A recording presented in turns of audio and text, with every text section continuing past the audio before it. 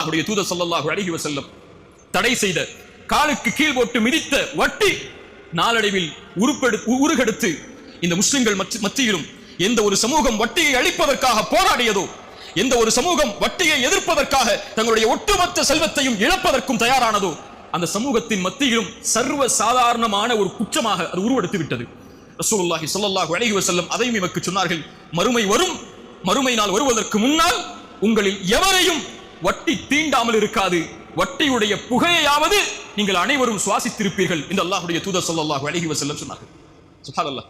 அல்லாஹ்வுடைய தூதர் ஸல்லல்லாஹு அலைஹி வஸல்லம் கூறிய அந்த காலத்தில் தான் நாம் வாழ்ந்து கொண்டிருக்கிறோம்.